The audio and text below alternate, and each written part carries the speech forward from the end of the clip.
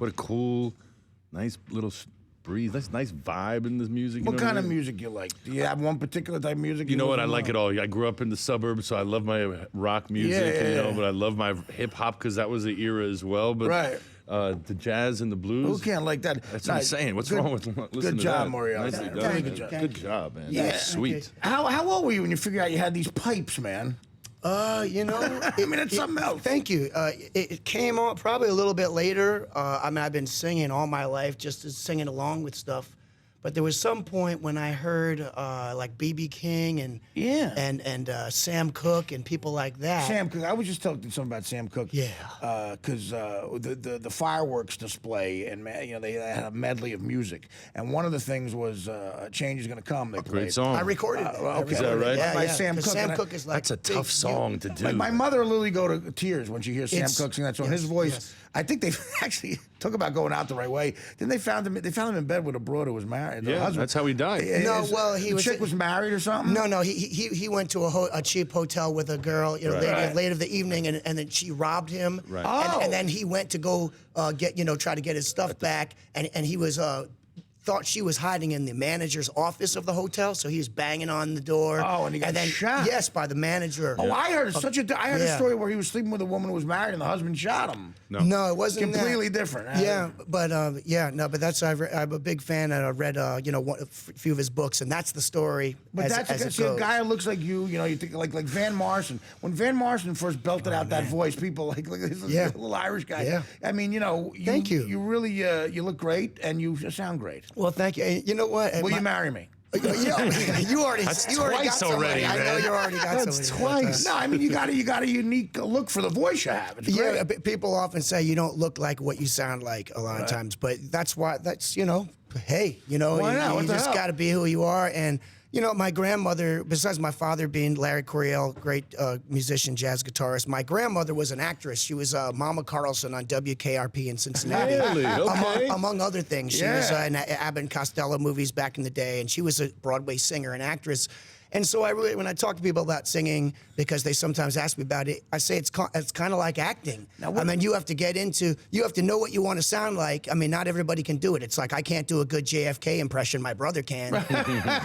What Abbott and Costello movies was your mother in? She, my grandmother. Your My grandmother. grandmother. She was in Keep 'Em Flying. Oh, that's great. And she sang. She sang. She sang, Yeah, too? she sang in a sentimental mood. And Did your great. father sing too? my father sang a little bit. But he was just a guitarist. But they were like, Larry, your singing's okay, play the guitar. But his singing was good, but it wasn't as good. His guitar playing was so amazing that they just encouraged him to stick with that. Did you know your whole life this is what you wanted to do? I mean, you talk about your family and their influences from being around it at such a young age. Was there anything else that you could have possibly done? Well, yeah, because there was so much pressure that when your father is so accomplished You in wanna live up to something, I felt like I don't know, if I can do that. And my brother was a child prodigy, and he is currently playing with Alanis Morissette, plays guitar for her. Right. And but I had to find my own style and my own thing, and it's really based out of the blues. But I started out listening to classic rock, but my father told me that these guys listen to the blues. Yeah, that's the way- Muddy Waters and B.B. King and Robert Johnson, which is the roots of all of American music, which has influenced rock and roll and everything else. The Stones took their absolutely. a lyric in a Muddy Absolutely. Waters song is how the Rolling Stones got their name. No, but I was just talking to you guys before during one of the breaks with the bass player and the drummer. Also, great job, guys. Really sounds awesome. About a great documentary I just saw on DirecTV's On Demand. I was for the last 2 weeks I had off. It's called Beware Mr. Baker about Ginger Baker, the drummer for Cream. Yeah. And Blind Faith and a bunch of other things. And God, just a fascinating guy to listen to. But the way musicians talk, the way you guys talk to each other. He and Jack Bruce were going back and forth in an interview, and they're talking about playing something in a 5/4 bolero, and Right. it was written in a 4/4, and Right. and how he said that Eric Clapton said John Bonham wasn't as good a drummer as Ginger Baker because Ginger Baker was a composer and could arrange, and Bonham was more technically there, but he wasn't a good improvisational. It's like the way you guys talk, it all sounds the same to me, but the way you guys talk is fascinating. Well, it's a language. I mean, you learn about the language of music, and that's why even though I was always wanted to play like rhythm and blues and rock and roll music, I still got a degree in music theory and composition, so I would be able to understand what it is Right. and how to communicate with people. But we have languages, and then you go you go to Chicago and you say, hey, let's do blues with vanilla changes, or let's do Stormy Monday. It means a different thing than in New York. And so, Right. yeah, it is interesting. It has its own language, and some of it's written down, and some of it is just spoken things. You also said and I hate to say this because I don't want to justify drug use on any level, especially with creativity, because it'll encourage somebody to do it.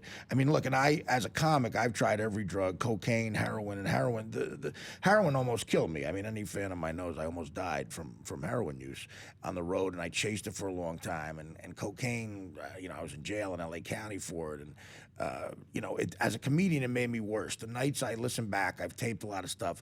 When I'm on dope, it's just terrible. I want to call the people and give them their money back. But Ginger Baker said about heroin, he goes, he said, I hate to say this too, you're fearless when you're on it. So when you're playing the drums, you'll take risks musically. And I'm sure the guitar and the bass is the same thing. Like, because you're so fearless on it, because nothing else matters, you'll go places you never could go before. And when you listen to it back, you're like, wow, I created something I could have without smack. You just totally hit it on the head right there. And I think Louis Armstrong also had that quote where he said, play music like you have no fear. Right. And that's it. And like whatever it takes people to get into that zone. Some people hopefully can get to the fearless place without the dope, but he claimed he went deeper into it and that's, if there's a young drummer out there, please don't try. Yeah, I can't speak from experience of that. I never tried. I never did that. But believe me, I did it, and I chased it for 5 years. I know people that did do it and that are not alive anymore, and they're happy that they stopped. Charlie Parker, Right. another guy I'm a big fan of. They couldn't get out of that thing, but George Carlin for comedians said once, he said every drug for comedy is awful, except he would write his act straight. Then he would rewrite it after smoking weed. It always got funnier. I know from watching documentaries that the bass and the drums are closely connected. They follow each other, or one follows the other. They're locked. If you listen, like the kick drum, whenever the kick drum is playing, the bass is playing a note at the same time. Right. And that's the fundamental groove, and that's how you can, just be three people. And if everybody's playing their role, An amazing it's sound. like building a house. Big, it's like building the foundation, and then you put the stuff on top of it, and it's solid. It's going to sound good because the rhythm section of Vince Legere and Bill Foster over there. Sounded awesome. Great job. How long do you guys have to rehearse to get that rhythm? You know what? It's always a work in progress, and we talk about music all the time. We play music. We just did a bunch of gigs, and we're playing at the Iridium Jazz Club this Saturday in New York. And so we're going to talk about music more because we're also going to have a different drummer with us. Dorian Randolph is going to be playing drums, and he's going to be playing guitar. That's how talented he is. Wow. Yeah. Okay. So it's like, it really is I'm very appreciative that you recognize and appreciate because we're not perfect. Like, I'm an enormous fan. We make mistakes, but see, it's the pursuit of. You want to try to create something special. Otherwise, you just play the album all the time and never go see anybody live. Right. No, I mean, listen, you ask any girl I've ever dated or any friends of mine who are not in comedy, when I get together with my comedian friends, they want to strangle us. All we talk about is comedy. And if I knew music like you guys did, I'd probably talk music too. Why not, Well, because it makes you better at what you do for a living, your art, and it's what you love. And you know what? It's like really about any people that want to be in bands and stuff. It's important to like. You don't have to like each other, but it helps. Sure. And to be able to hang out together and eating together. I offer to buy these guys dinner.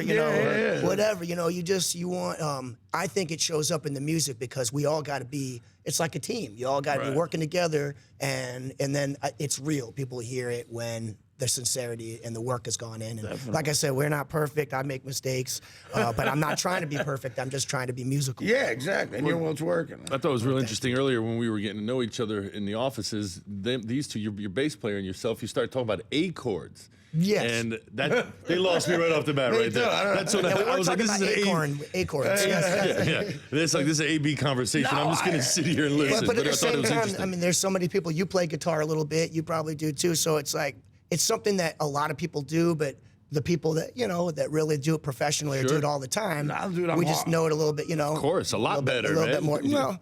But It is. It's a gift. I think it's a gift. I really do. I think it's something you're born with, and I think it's hard to learn. And that's why if you didn't have that gift, it'd be a very difficult life for you. Yes, it with your would. father pushing it down your throat a little bit. But not that he did. But I'm saying, thank God it worked out for you. And you just mentioned the great thing about this Ginger Baker documentary is Jack Bruce and him hated each other with a passion, and wanted to kill each other. And the other guy, like they interview Eric Clapton, and Clapton goes, I don't know how I lasted. It only lasted 2 years, Cream. Yeah. They made all that great music in 2 years. 2 years. And Clapton was like, I couldn't do it anymore. I had to leave. Yeah. And he tells a funny story where he calls Steve Winwood and says, you want to start a group that became Blind Faith. Yeah. And one day at rehearsal, Ginger Baker just showed up and said, when do we start? And Clapton didn't want him there. Oh, gosh. As great as he was nuts. Well, it was... And he just found out about it and just showed up in his car one day. But he was the right drummer. Yeah, exactly. And back in, 1971, we lived with Jack Bruce. Oh, no kidding. Yeah, my father was in a band with Jack Bruce and Mitch Mitchell. Like after Cream broke up and Hendrix Experience broke up, it was Jack Bruce, Larry Coryell, Mitch Mitchell. What a band that is, man. It's on YouTube and stuff, and and I got to meet Mitch Mitchell before he died, and he said I used to play with your dad. That's cool as hell. It just It talks about. They interviewed Charlie Watts. They talk about a band called the Graham Bond Organization. Yes. And they Very said they were influential. they were to musicians what the Beatles were to the public. Like that's how much And the Alexis Turner. Yes. Blues yes, collection. Yes. Alexis Corner. Alexis Corner. Blues Alexis Corner. Corner. Yeah. I'd recommend it to you guys if you haven't seen it. Check it out. Beware of Mr. Baker. But so what's next? You got a gig?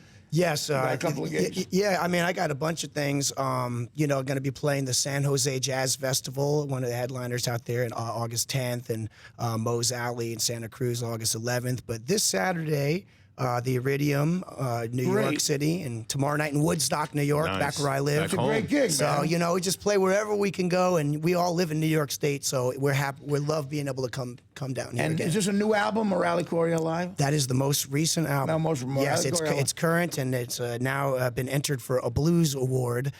So hopefully I'll get nominated, and next year I'll enter it for the Grammys when it becomes eligible. Nice. It's not eligible until the next best, year, man. but that gives me another year to promote it. So Heck yeah, all the best, man. Yeah, I wish you luck. Good luck. Come back again, man. You're officially a two-timer. I love it, man. We love you guys. We've Real become big smooth. fans, and thanks for having us. And Come thanks- back. thanks- Nice come job, back, fellas. Come Nice back job. anytime. And again, follow these guys on Twitter. I'm sure they can follow. Yep, Facebook, Twitter, all that. Murali Coryell. Okay, take care, guys.